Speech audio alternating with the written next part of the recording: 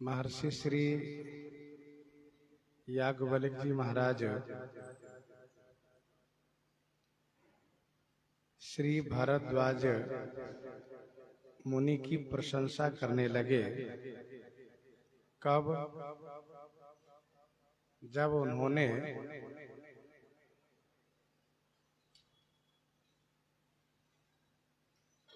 भगवान शिव के चरित्र में, शिव जी के चरणों में अतिशय अनुराग देखा।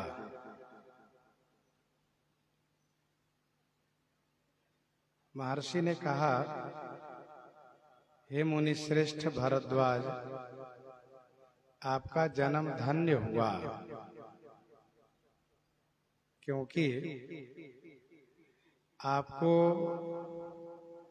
गौरीपति भगवान शिव जी प्राण के समान प्रिय हैं। वैसे तो लोक में आपकी प्रसिद्धि है श्री राम भक्तों में। राम भगत तुम मन क्रम बानी, चतुराई तुम्हारी मैं जानी।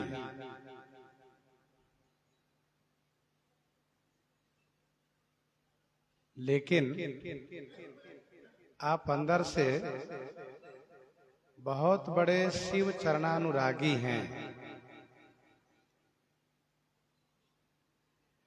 और इसीलिए श्री राम जी को आप बहुत अच्छे लगते हैं।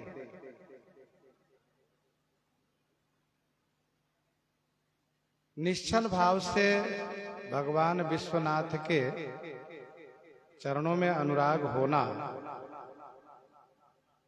श्री राम भक्त होने का यही पहचान है। राम भगत कर लक्षण ये हो।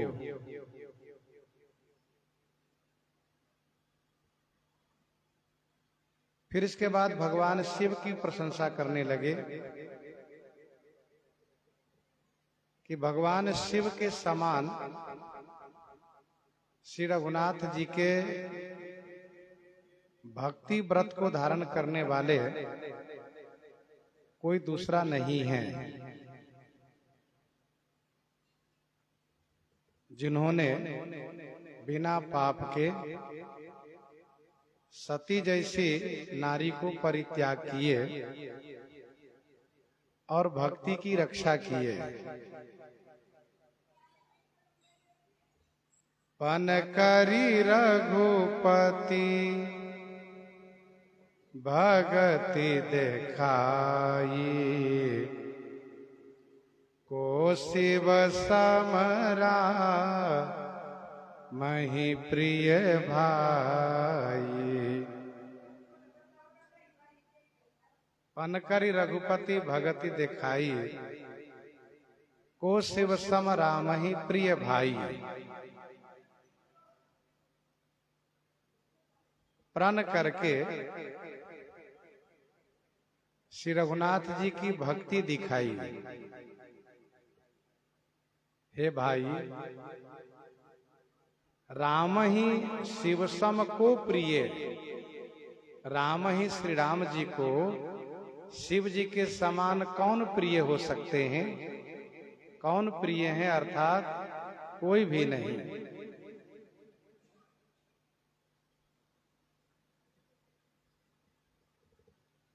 भगवान शिव ने जब प्रतिज्ञा की थी, उस समय में आकाशवाणी द्वारा इनकी प्रशंसा हुई थी। असपन तुम बिनु करई को आना, राम भगत समरथ भगवाना, राम भगत समरथ भगवाना।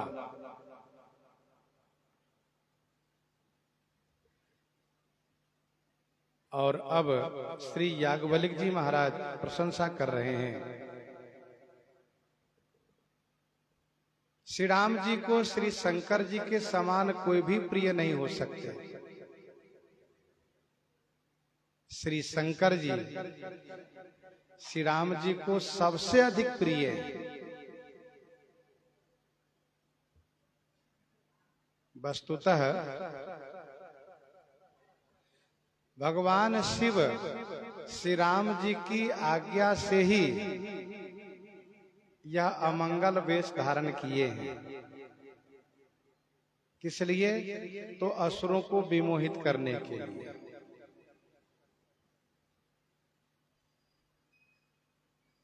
ऐसे आज्ञाकारी वैष्णवों में श्रेष्ठ श्री शंकर जी श्री राम जी को इनसे अधिक कोई प्रिय हो ही नहीं सकते। प्रथम ही मैं कही शिव चरित, बूझा मरम तुम्हार। सूचि सेवक तुम राम के, रहित समस्त विकार। रहित समस्त विकार। प्रथम ही मैं कही शिव चरित, बूझा मरम तुम्हार। प्रथम ही माने पहले ही भगवान शिव के चरित्र को कह करके मैंने आपका मरम बूझा। बूझा माने जाना, समझा। क्या मरम समझा? तो सूचि सेवक तुम राम के, रहित समस्त विकार। समस्त विकारों से रहित भगवान श्री राम जी के सूची माने पवित्र सेवक आप हो।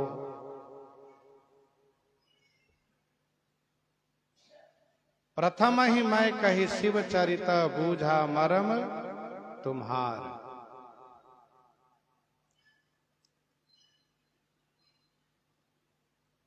मैंने आपसे यह कहा था कि तात सुनहु सादर मन लाई, कहूं राम कई कथा सुहाई। और आपने पूछा भी था, राम कवन प्रभु पूछो, तो ही कहिए बुझाई कृपा निधि मोही। श्री राम जी के लिए आपने पूछा था और श्री राम कथा सुनाने के लिए मैंने आपसे कहा भी था।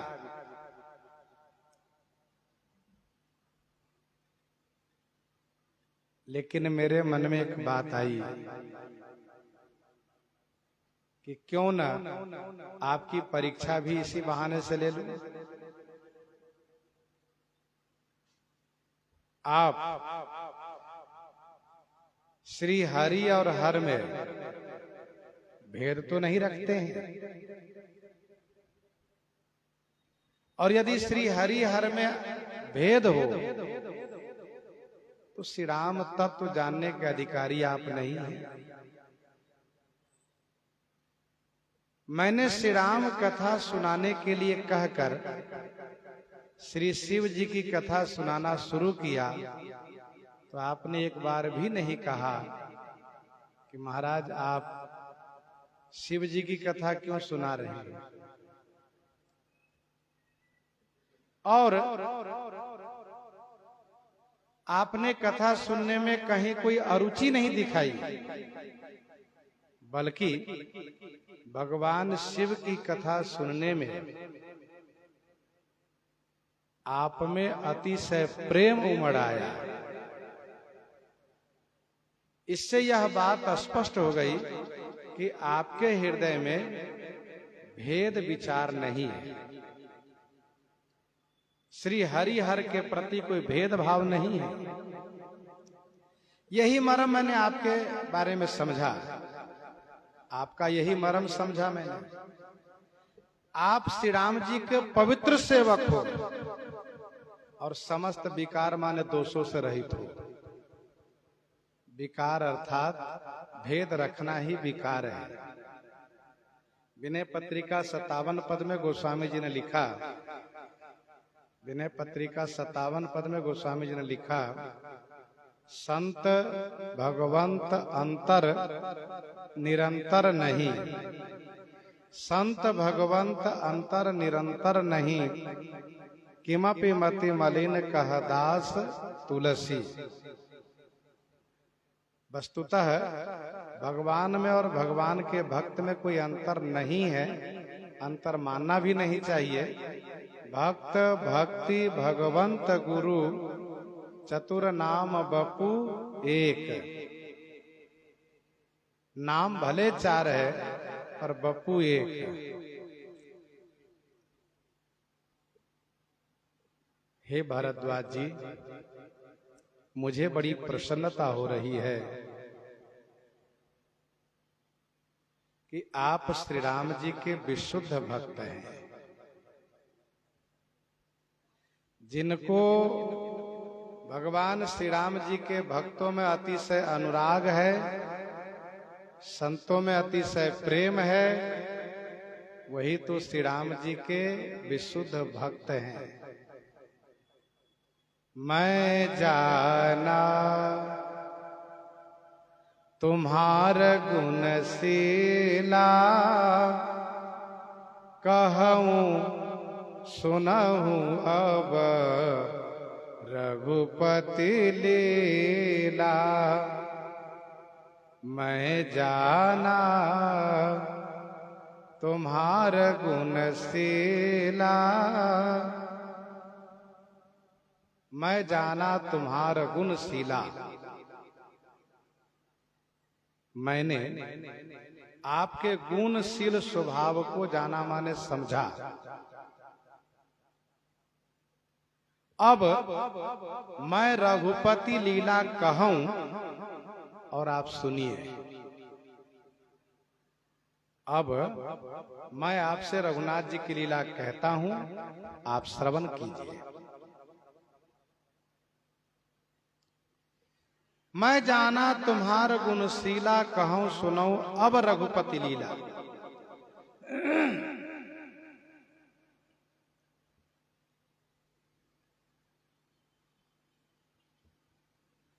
श्रोता के जो गुण होने चाहिए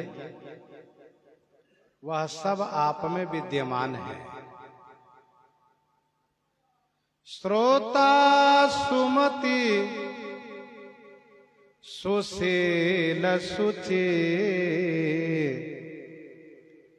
कथा रसिक हरिदास। श्रोता सुमति सुशील सुचि, कथा रसिक हरिदास। पाई उमा अति गोप्यमपि, सज्जन करहि प्रकाश।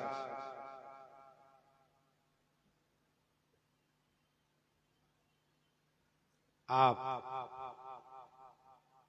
सुमति हैं, सुंदर बुद्धिमान हैं, सुशील स्वभाव वाले हैं। शीला माने सुशील स्वभाव वाले हैं।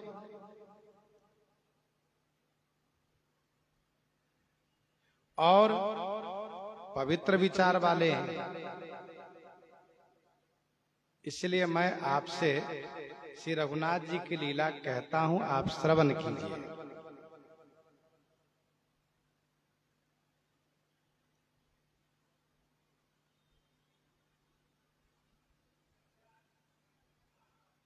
मैं जाना तुम्हार गुणशीला।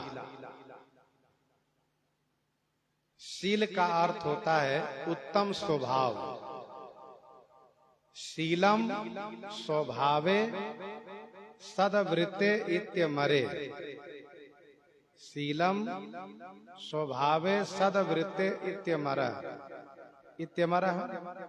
अमरकोश के अनुसार शील का अर्थ होता है उत्तम स्वभाव, उत्तम आचरण।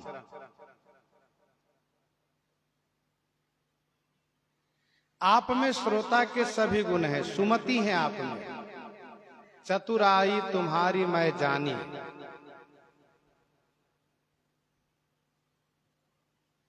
और दूसरा गुण सुशील, तो मैं जाना तुम्हारा गुणशीला।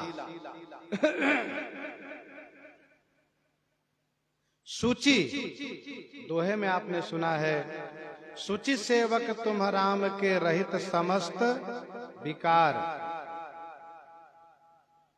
कथा रसिक चाहौ सुनय राम गुण गूढ़ा, किन्हु प्रश्न मनहु अति मूढ़ा। और हरिदास हैं आप, राम भगत तुम मन क्रम बानी, चतुराई तुम्हारी मैं जान। श्री याज्ञवल्क्य जी महाराज कहते हैं कि मुझे जो जानना चाहिए था आपके बारे में, वह मैंने जान लिया है। आप भगवान श्री रामचंद्र जी के बड़े ही श्रेष्ठतम भक्त हैं। आपका शील स्वभाव सदाचार प्रशंसनीय है। अब मैं आपको श्री रघुनाथ जी की लीला सुना रहा हूं।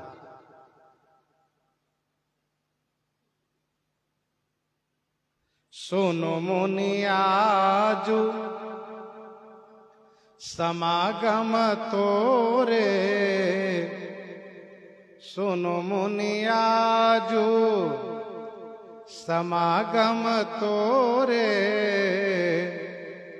कहीं न जाई जस सुख मन मोरे, कहीं न जाई जस सुख मन मोरे।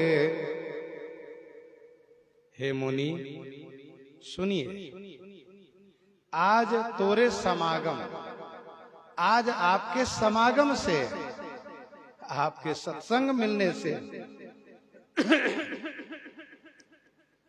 मोरे मन जस सुख कहीं न जाए, मेरे मन में जैसा सुख प्राप्त हुआ है वह कहा नहीं जा सकता।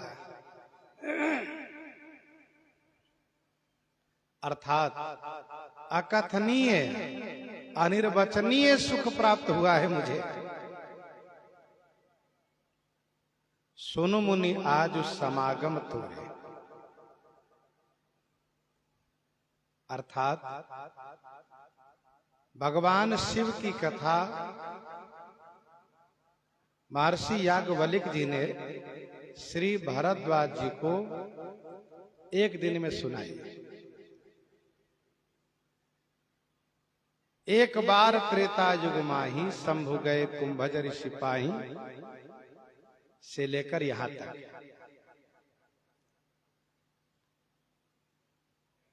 सुनो मुनि आज समागम तोरे, कहा आज आपके समागम से, आपके सत्संग मिलने से कहीं न जाए जस सुख मन।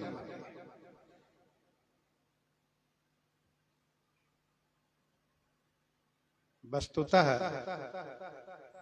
अच्छे श्रोता को जब वक्ता पाते हैं तो उनको अतिशय आनंद प्राप्त होता है। अच्छे सुयोग्य समझने वाले और खास करके भगवान के प्रिय भक्त श्रोता मिल जाए तो वक्ता को बड़ी प्रसन्नता होती है।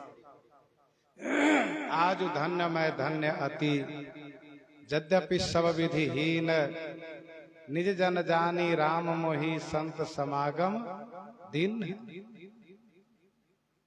श्री कागभूषुंडी जी कहते हैं। श्री याज्ञवल्क्य जी कहते हैं, सुन मुनि आज समागम तोरे। सत्य तो ये है कि उच्च कोटि के संत जब जीवन में प्राप्त होते हैं तो उनके समागम सत्संग से जो सुख प्राप्त होता है वह अकथनीय होता है,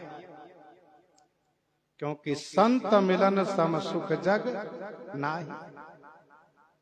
गिरिजा संत समागम समन लाभ कछु आन, बिनु हरि कृपा न होई सो गावहीं वेद पुराण, गावहीं वेद पुराण। गिरिजा संत समागम समन लाभ कछुआन। अर्थात ऐसा सुख जिसकी तुलना में कोई सुख है ही नहीं, अभूतपूर्व सुख है।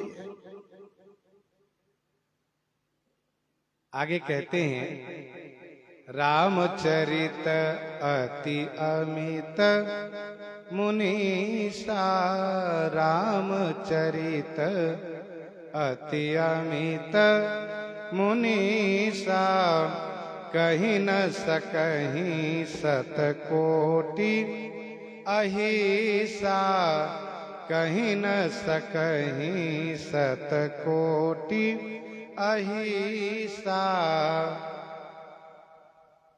हे मुनीसा, हे मुनि श्रेष्ठ, श्री रामचरित अति अमित हैं। हे मुनि श्रेष्ठ भरद्वाज, भगवान श्री राम का चरित अति अमित माने अति असीम है। सतकोटि अहिसा कहीं न सकहीं, सतकोटि माने 100 करोड़, अहिसा माने शेष नहीं कह सकते हैं। कहीं न सकहीं सत कोटि अहिसा, रामचरित अति अमित मुनीसा। रामचरित अति अमित मुनीसा, कहीं न सकहीं सतकोटि अहिसा।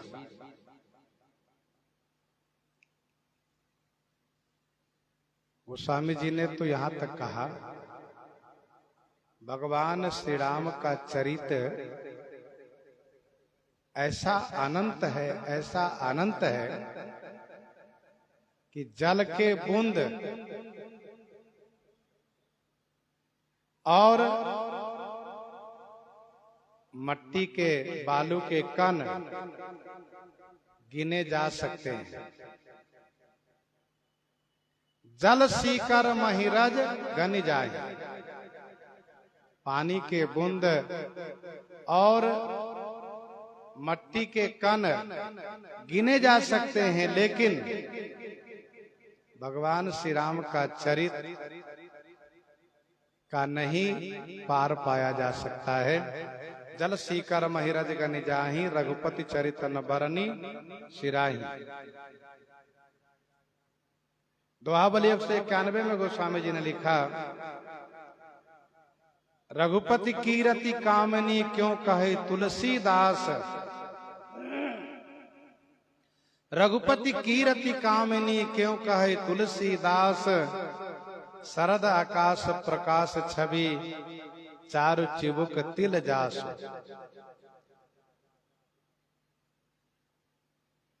भगवान श्री राम जी की कीरति रूपी कामनी कितनी बड़ी है कि उसकी कल्पना आप इस तरह से कर सकते हैं। शरद ऋतु के आकाश की जो छवि है, स्वच्छ आकाश की जो छवि है, वह कीरति कामनी के ठोड़ी के तिलवा है।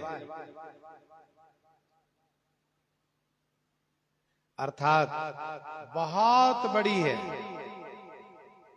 वह कीरति रूपी कामनी। और तभी तो जो भी गायन करते हैं वे पार नहीं पाते हैं। शारद शेष महेश विधि, आगम निगम पुराण, नीति नेति कही जासु गुण, करहि निरंतर गान, करहि निरंतर गान। शारद शेष महेश विधि, आगम निगम पुराण, नेति नेति कही जासु गुण, करहि निरंतर गान। निरंतर गायन करते हुए भी पार कोई नहीं पाते हैं। सबको यही कहते हैं कि इतना ही नहीं, इतना ही नहीं।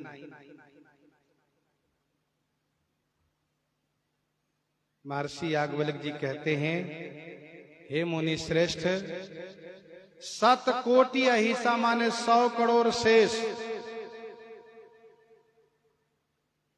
एक ब्रह्मांड में एक ही शेष है, और एक शेष के 1000 मुख है। तो 100 करोड़ ब्रह्मांड के शेष एकत्र हो जाएं, तब भी नहीं कह सकते। ऐसा अनंत भगवान श्री राम जी का चरित्र है। तदपि जथा श्रुत कहूं बखानी, तदपि जथा श्रुत कहूं बखानी, सुमेरी गिरापति प्रभु धनु पानी, सुमेरी गिरापति प्रभु धनु पानी। तदपि जथाश्रुत कहूं बखानी, तदपि माने फिर भी, जथाश्रुत माने जैसा मैंने सुना है, बखान करके कहता हूं। सुमिर गिरापति प्रभु धनुपानी, गिरापति माने वाणीपति, प्रभु धनुपानी माने हाथ में धनुष लिए हुए भगवान श्री रामचंद्र जी को स्मरण करके, सुमिरन करके मैं आपसे बखान करके कहता हूं। यह वक्ता की विनम्रता है, और इस विनम्रता के बिना वक्ता का वक्तव्य शोभनीय भी नहीं है। जथाश्रुत, जथामति, यह वक्ता के विचारों में, वक्ता के शब्दों में, वक्ता के मन मस्तिष्क में रहना चाहिए कि जथामति जथाश्रुत ही मैं भगवान की कथा सुना रहा हूं।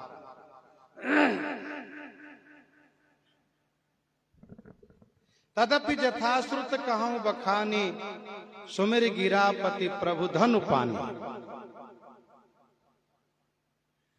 और भगवान शिव भी ऐसा कहते हैं, तदपि जथा श्रुत जसिमति मोरी, कही हूं देखी प्रीति अति तोरी। तदपि जथाश्रुत जसिमति, भगवान शिव कहते हैं। अब आप जरा सोचिए, महादेव जो श्री राम चरित्र के रचयिता है, रचि महेश निज मानस राखा, वे कहते हैं तदपि जथाश्रुत जसिमति मोरी। आजकल कुछ लोग स्वयंभू वक्ता बनने लगते हैं, और वे भी कहीं न कहीं से सुन करके, पढ़ करके, चुरा करके ही बोलते हैं, लेकिन अपनी प्रतिष्ठा पाने के लिए वे अपने आप को स्वयंभू बनने लगते हैं, और यह उचित नहीं है, शोभनीय नहीं है। भाई, जिनसे जो सुना है, जिनसे जो पाया है, उनका उपकार मानना चाहिए। तो भगवान की कृपा होती है, ग्रंथ की कृपा होती है। भगवान शिव कहते हैं तदपि जथाश्रुत जसिमति मोरी। श्री काकभुसुंडी जी कहते हैं, राम अमित गुण सागर था, संतन सन जस कछु सुने। मैंने जो सुना है वही आपको सुनाया, तो मैं सुनायो सोई। गोस्वामी श्री तुलसीदास जी कहते हैं, मैं पुनि निज गुरु सन सुनी, पुनि निज गुरु सन सुनी श्रोता में से हैं। ते श्रोता वक्ता समशीला, समदर्शी जा नहीं हरि लीला।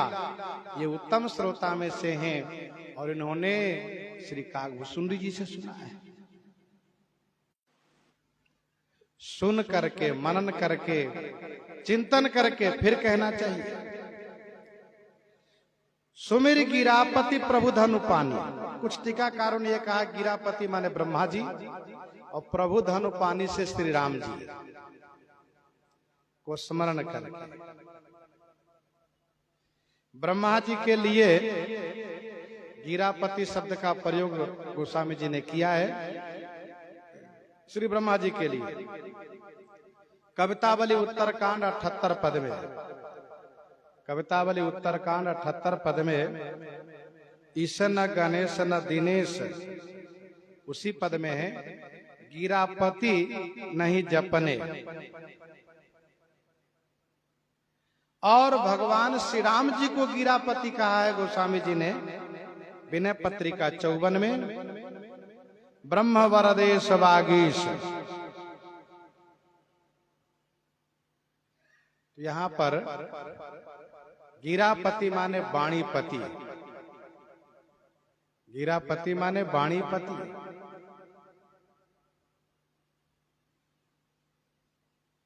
भगवान श्री राम जी।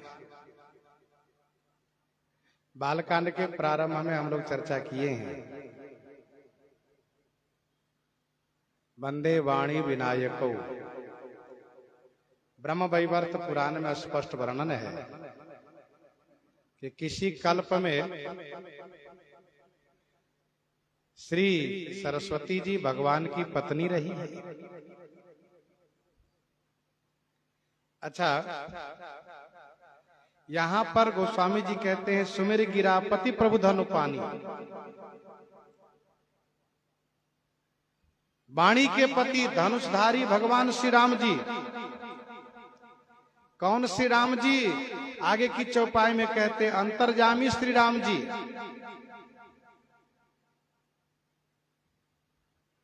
क्योंकि बाहर जामी श्री राम जी, सगुण साकार श्री राम जी एक पत्नी व्रतधारी हैं, इसलिए नीचे की चौपाई में स्पष्ट कर देते हैं अंतर्यामी श्री राम जी। मैं श्री राम जी को स्मरण करके कहता हूं शारद दारु नारी सम स्वामी,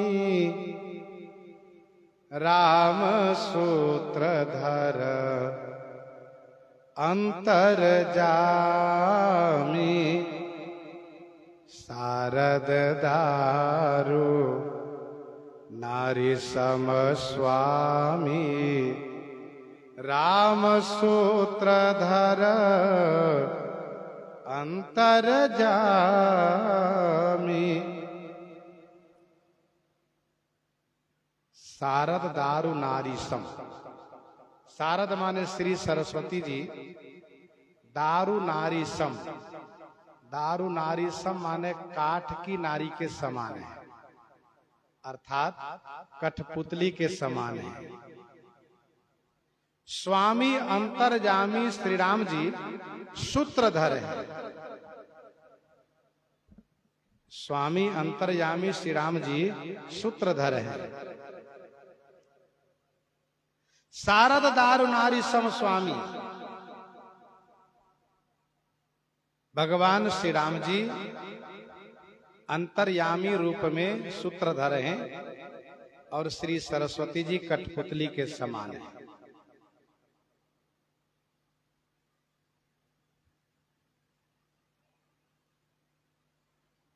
गीता जी के 18वें अध्याय 61वां श्लोक में भगवान श्री कृष्ण चंद्र जी ने कहा ईश्वरः सर्वभूतानां हृदयस् अर्जुन तिष्ठति, भ्रामयान सर्वभूतानि यंत्रारूढ़ानि माया।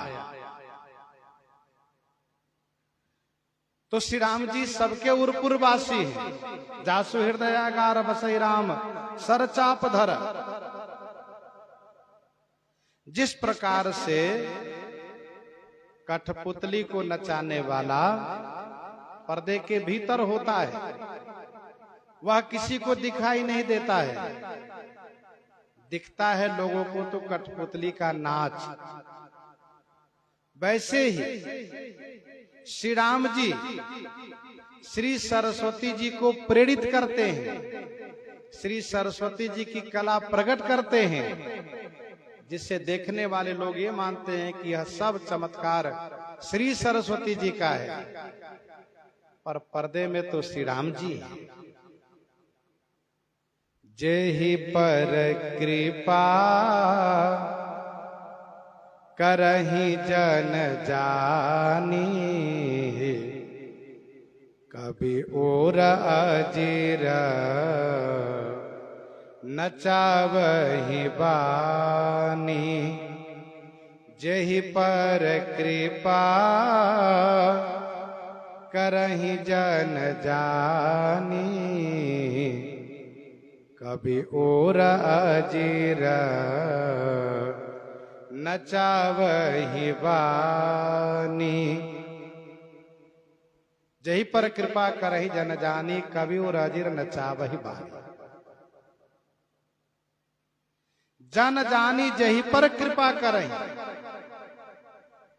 जन जानी माने दास जान करके जिन पर कृपा करते हैं, उस कवि के उर रूपी अजीर माने आंगन में, वाणी माने श्री सरस्वती जी को नचाते हैं। ध्यान दीजिएगा, भगवान का दास भी होना चाहिए और कविता बनाने की कला भी होनी चाहिए। कविता बनाने की कला हो और श्री राम जी के दास हो, अर्थात वक्तृत्व कुशलता हो और श्री राम जी की भक्ति हो, तब श्री राम जी उनके हृदय रूपी आंगन में श्री सरस्वती जी की कला दिखाते हैं, उनको नचाते हैं। जही पर कृपा करहि जन जानी, कवि और अजीर नचावहि बानी।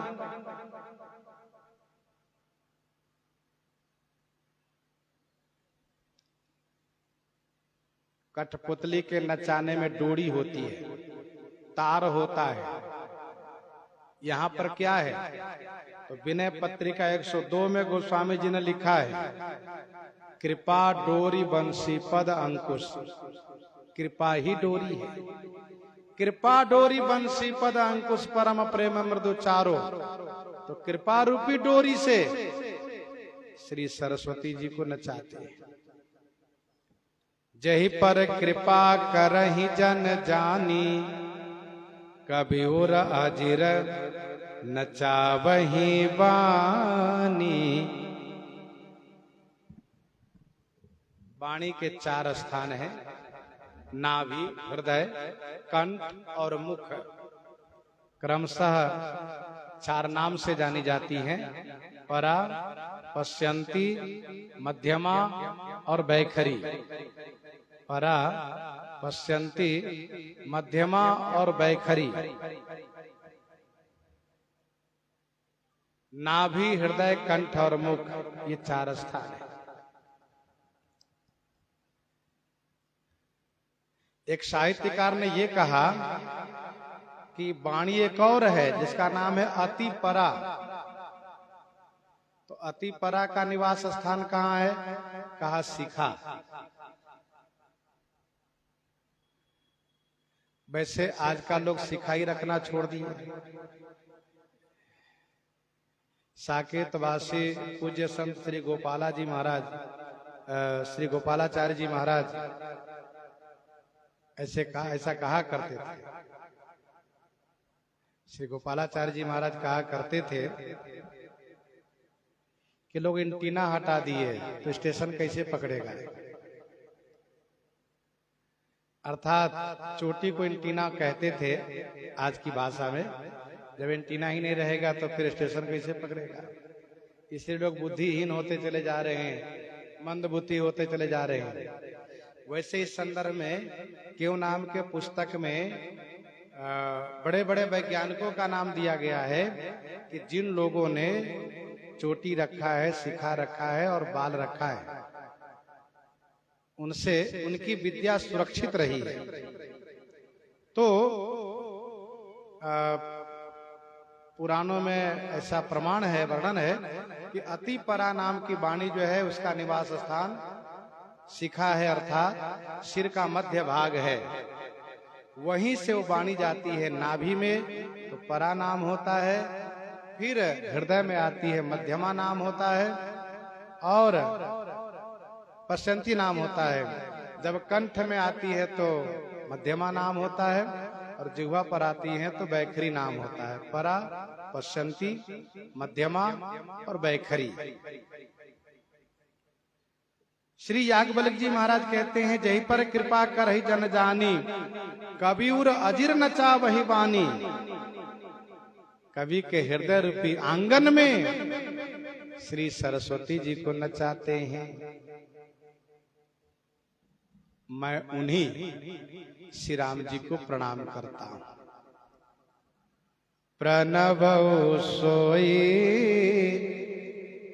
कृपाल रघुनाथा, बरनौ बिसद तासु गुण गाथा। प्रणवौ सोई कृपाल रघुनाथा, बरनौ बिसद तासु गुण गाथा। प्रणवौ सोई कृपाल रघुनाथा, बरनौ बिसद तासु गुण गाथा।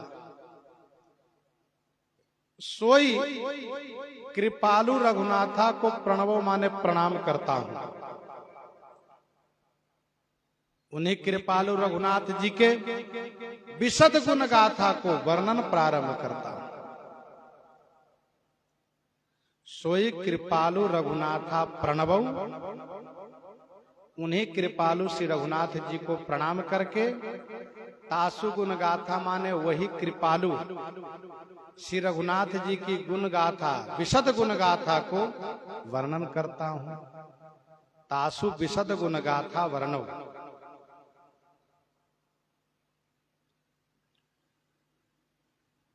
श्री राम जी को प्रणाम करके उनकी कृपा प्रसाद प्राप्त करके उन्हीं के विशद गुण गाथा को, उनकी जो विशद गुण गाथा है उसको वर्णन करता हूं। करहु अनुग्रह अस जिय जानी, करहु अनुग्रह अस जिय जानी, बिमल जसहि अनुहरई सुबानी। करहु अनुग्रह अस जिय जानी, बिमल जसहि अनुहरई सुबानी। अर्थात विमल जस के अनुसार मेरी वाणी हो जाए, ऐसी कृपा आप कर दीजिए। प्रणवौ सोई कृपाल रघुनाथा, बरनौ बिसद तासु गुण गाथा।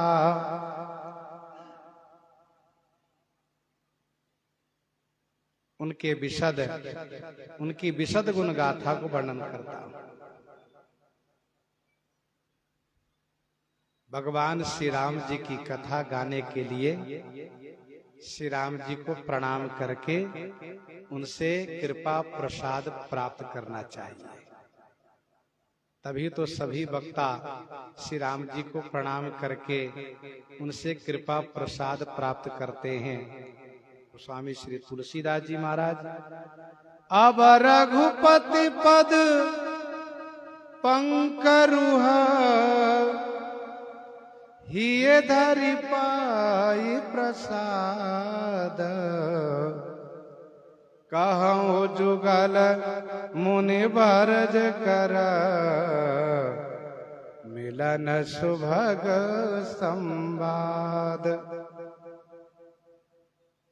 महर्षि याज्ञवल्क्य जी महाराज यहाँ पर प्रणवौ सोई कृपाल रघुनाथा, और भगवान शिव करी प्रणाम रामहि त्रिपुरारी करी प्रणाम रामहि त्रिपुरारी हरसि सुधा समगिरा उचारी हरसि सुधा समगिरा उचारी।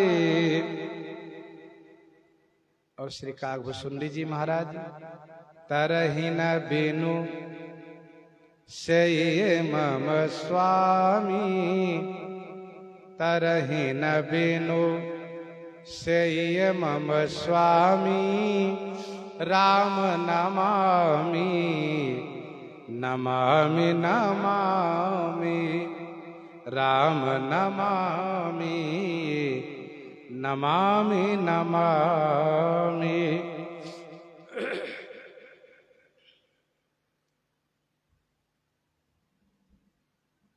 प्रणव सोय कृपाल रघुनाथा वर्णो विशदता सुगुणगाथा। परम रम्य गिरिवर कैलासु सदा जहाँ शिव उमा निवासु परम रम्य गिरिवर कैलासु। गिरिवर कैलासु परम रम्य। गिरिवर माने गिरि श्रेष्ठ, कैलाश पर्वत, परम रम्य माने परम रमणीक है। सदा जहाँ शिव उमा निवासु, जहाँ पर सदा माने हमेशा शिव पार्वती जी का निवास रहता है। यह कैलाश पर्वत परम रमणीक है, जहाँ भगवान शिव पार्वती को सुख प्राप्त होता है, इसलिए हमेशा निवास करते हैं। एक रूप से हमेशा कैलाश पर निवास करते हैं भगवान शिव।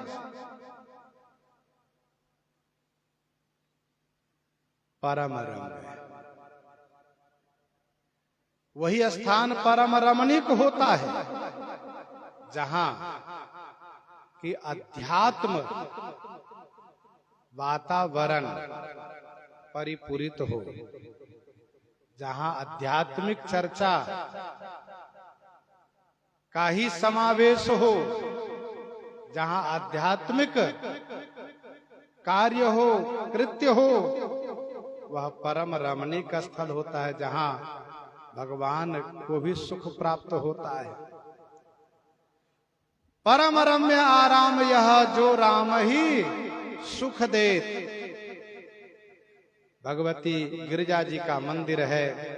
भगवती श्री सीता जी गिरिजा पूजन के लिए आती हैं। भगवान श्री राम जी फूल चयन के लिए जाते हैं। इसलिए वह बाग परम रम्य आराम यह जो राम ही सुख देत। श्री राम जी को विशेष सुख प्राप्त होता है वहां पर। भरद्वाज आश्रम अति पावन परम रम्य मुनिवर मन भावन। यह तीर्थराज प्रयाग का क्षेत्र है, जहां की प्रतिवर्ष सभी तीर्थ आते हैं वहां पर। माघ मकरगत रवि जब होई, तीर्थ पति ही आव सब कोई। सभी आध्यात्मिक प्रेमी जन वहां पर उपस्थित होते हैं। तीर्थराज प्रयाग की भूमि परम रमणीक है।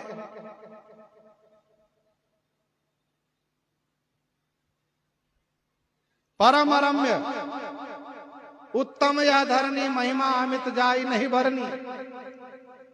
जो भक्ति के उत्पत्ति क्षेत्र है वह भगवान श्री रामचंद्र जी ने वहीं पर रामेश्वरम महादेव की स्थापना की है और उसकी महिमा बखान करके सभी को श्री रामेश्वरम तीर्थ से जोड़ा है। लंका का वह शिखर परम रमणीक है। शिखर एक उतंग अति देखी, परम रम्य सम शुभ्र विषेखी। इसका नाम सुबेल शिखर है, सुबेल पर्वत। तो गिरि श्रेष्ठ कैलाश पर्वत परम रमणीक हैं। जहां श्री शिव पार्वती जी हमेशा निवास करते हैं। सिद्ध तपोधन जोगी जन सुर के नर मुनि वृंद बसहि तहां सुकृति सकल सेवहि शिव सुख कंद। सिद्ध तपोधन जोगी जन सुर के नर मुनि वृंद। सिद्ध, सिद्ध एक देव जाति है। दूसरा, सिद्ध वह जिन्होंने साधना के बाद सिद्धि प्राप्त कर ली है, साधना से जो उपरत हो गए हैं। तपोधन, तपोधन जिनका तप ही धन है, जो तप में सदैव प्रवृत्त रहते हैं, तपस्या करते हैं। जोगी जन माने योगी समूह, सुर देवता, किन्नर, मुनि वृंद माने मुनि समूह। तहां सकल सुकृति बसहि, तहां माने उस कैलाश पर्वत पर, सकल माने समस्त, सुकृति माने पुण्यात्मा जन निवास करते हैं और सुख कंद शिव की सेवा करते हैं। सुख कंद माने सुख रूपी जल को बरसाने वाले, सुख रूपी मेघ स्वरूप भगवान शिव की सेवा करते हैं। कंद का अर्थ होता है जल देने वाला। कम जलम ददातीति कंदः, तो वह जल देने वाला कौन है? कहा मेघ। भगवान शिव सुख रूपी जल को देने वाले हैं, सुख रूपी जल को बरसाने वाले मेघ हैं। अर्थात कैलाश पर निवास करने वाले सभी को सुख प्राप्त होता है। सिद्ध तपोधन जोगी जन सुर के नर मुनि वृंद। ये जितने सुकृतिवान लोग हैं वे निवास करते हैं। बिना पुण्य के कैलाश में भगवान के धाम में निवास नहीं हो सकता है। सिद्ध तपोधन जोगी जन सुर की नर मुनि वृंद।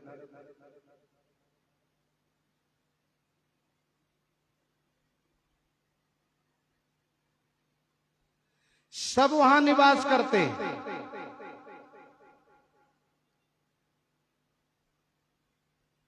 और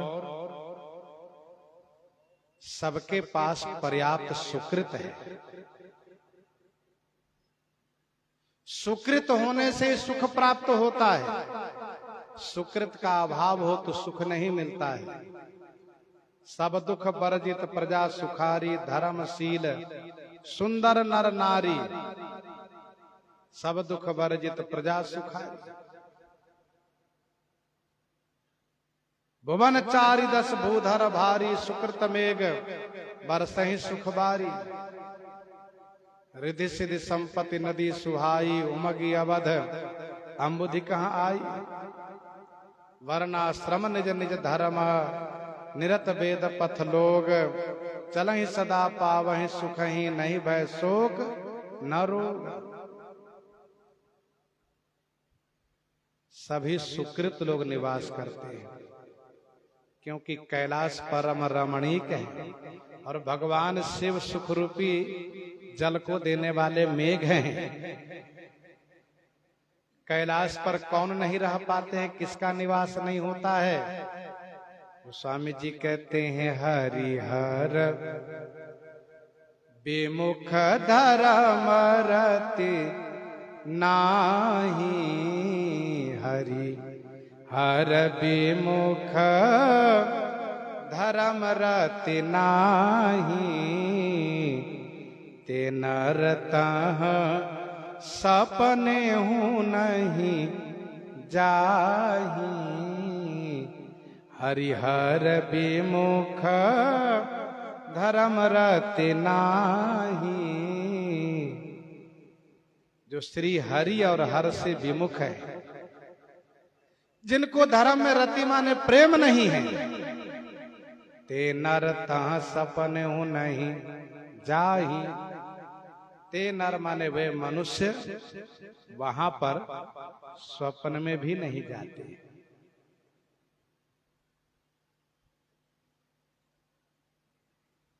सुकृति लोग जागृत में निवास करते हैं और सुकृतिहीन लोग स्वप्न में भी नहीं जा सकते। और यदि कोई पहुंच भी जाए तो उनको केवल बर्फ पहाड़ ही दिखेगा। कैलाश पर्वत की दिव्यता देखने के लिए दिव्य दृष्टि होनी चाहिए और सुकृत होना चाहिए। कोई कहते हो कि हम तो कैलाश से होकर आए हैं, तो क्या भगवान शिव से आपकी भेंट हुई है? नहीं, तो फिर कैलाश कैसे होकर आ गए आप?